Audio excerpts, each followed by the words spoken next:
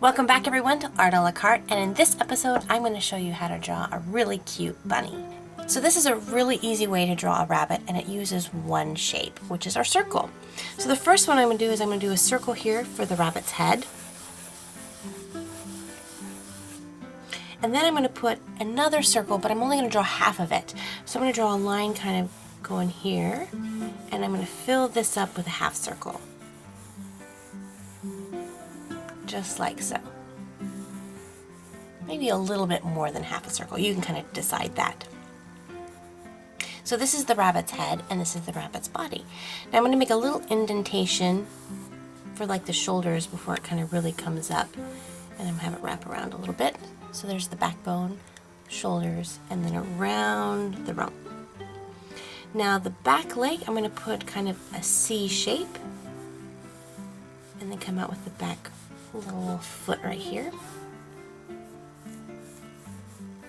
And then the front paws right here, just going to kind of curl up underneath there.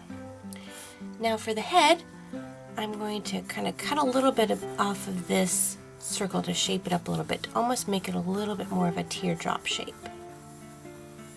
Like a really rounded teardrop shape.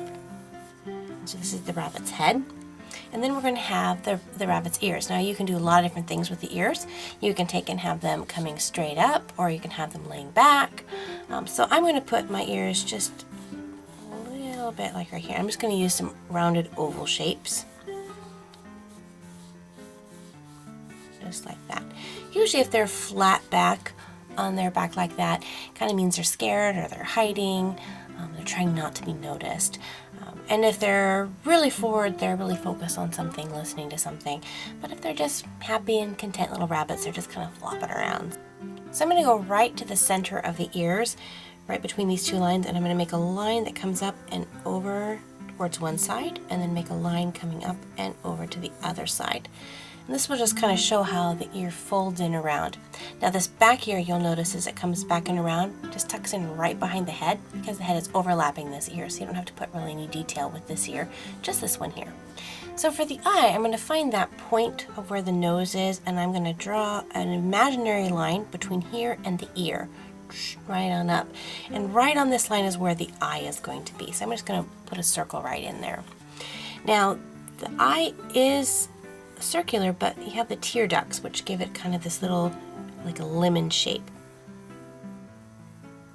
Just like so. And there's your eye of your rabbit. Now for your nose, you're just going to kind of come and it just kind of crooks in just a little bit, but it doesn't really point out too much there. The last thing we have to block in is his little rabbit's tail here, and I'm just going to make a little circle shape right there for his little rabbit tail. So there we have our very cute little rabbit. He's all kind of sketched in. So now I'm going to take my eraser and erase the lines that I don't need anymore. So here I have my rabbit pretty much cleaned up exactly the way I want him. And now it's time to go in and do some additional details. Now you could leave it just like this, and it would be a very cute little rabbit, or you can go back in and just add those extra little touches and spend a little extra time and really change it from just a simple rabbit to being a little bit more detailed. So the first thing I'm going to do is look at the actual eye, and I'm going to decide if he is an albino rabbit, which would mean he would have a red eye, or if I'm going to give him just a little black button eye. And so actually what I'm going to do is I'm going to give him a black eye. So I'm going to first draw in a little circle right there to let me know where my shine is, and then I know I can shade this all in nice and darkly.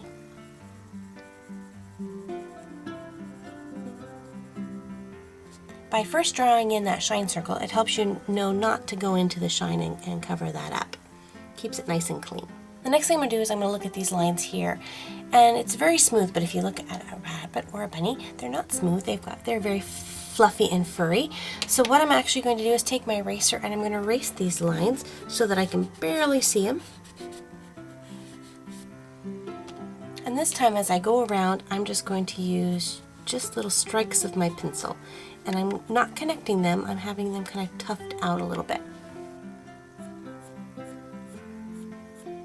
And that's going to give the indication of fluffy little fur, happy little bunny. Just like that all the way around.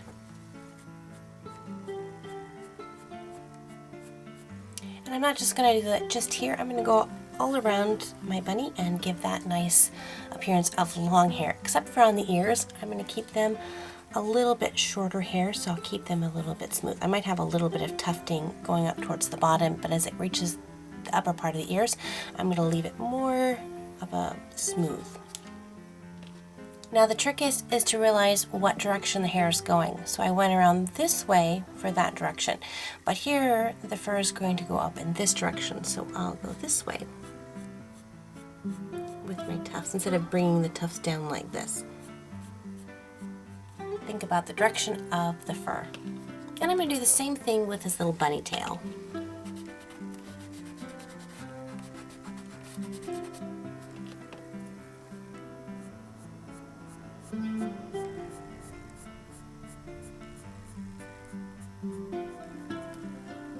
So there we go. Adding just these little kind of lines here really helps to change it from kind of a cartoony bunny to a little bit more of an illustrated bunny. So now I'm going to take my pencil and I'm going to add a little bit of shading. Now in my shading, I'm going to first decide where my sun is coming from, or my light source, which is kind of up above. But also I'm going to use my shading and shadowing to help put a little depth to my rabbit. So I'm going to push in a little bit of shading where I want things to be pushed back. So because I want the side of the bunny to be pushed back and this leg to be brought forward, adding a little bit of shading here will help do that. Same thing right here underneath this rabbit's head, and with the paws down here. Just helps add that little bit of dimension there.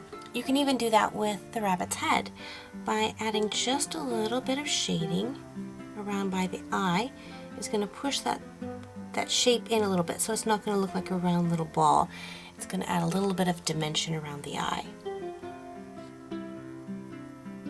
And you want to go very, very lightly. I'm barely putting any pressure onto the paper.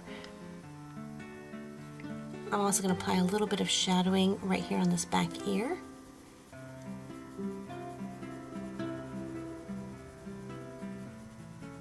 And on the inside of the ear as well. And on the back side of the tail. So there we go. Now he's looking even cuter. Now what about adding some color to your drawing? Now you could use colored pencils for this, and you would just use the same kind of tiny stroke method that you are using with your pencil. Just use that with your colored pencils. Or I'm going to use some watercolor paints. For this kind of drawing, I wouldn't advise using like an acrylic paint or an oil paint, just because you really want the pencil marks to show through, and acrylic and oil are going to cover those up. But by using a really, really light watercolor paint, your pencil strokes are still going to show through a little bit.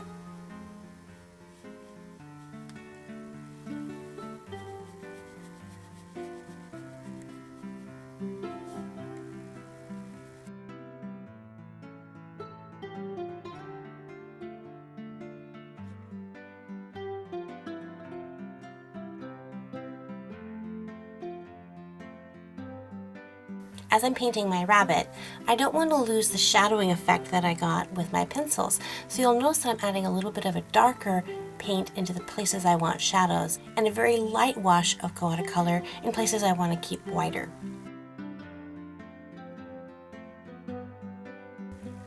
So I want to get a little bit of a fur texture. So what I'm going to do is, after I've applied my first coat of watercolor paint to this, I'm just going to go over this very lightly with some very watered down watercolor paint. I'm going to rub my brush along the rabbit in a kind of fur-like pattern.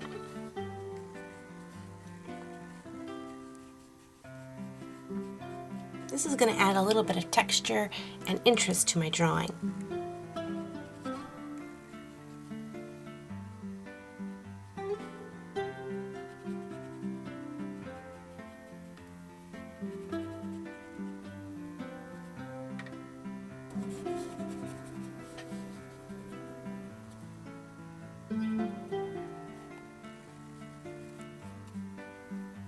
So for the inside of the ears, I'm going to use just a really dusty, kind of grayish red, kind of a rose color for the really insides.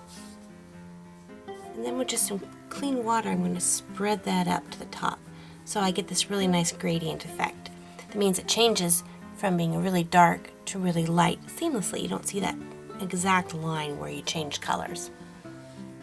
Because I want the tail to be white, I'm going to go ahead and shade that in as well with a little bit of paint. But you don't have to use gray. You can use an off color of that, like a blue or a purple. And we just want to tone it down a little bit.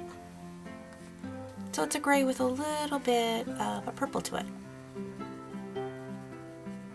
Now for the eye, because I want the eye to be nice and dark, I'm actually going to take my brush tip marker and I'm just going to ink her eye in very carefully.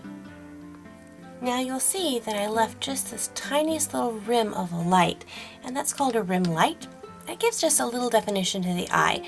You can see it's still grayed out with the pencil underneath, so it's not as bright as my shine, but when you look at it from a little bit of a distance, it just gives a little bit more life to your drawing. Now you could continue on adding more and more and more detail and intricate marks. You could go back in with colored pencils over top of your watercolor and add in those individual hairlines, and you could really change this from looking like an illustrated rabbit into a totally realistic looking rabbit. So what do you like to use to color your pictures with? Do you like watercolor, colored pencils, markers, crayons, or have you never really gotten around to coloring your pictures? I know some people don't like to color their pictures because then it usually messes them up. So let me know in the comment box below what your preference is. Thanks again for joining me, and until next time, God bless you guys. Bye-bye. Little bunny foo-foo went hopping through the forest, scooping up the field mouse and bopping him on the head. No, bunny foo-foo.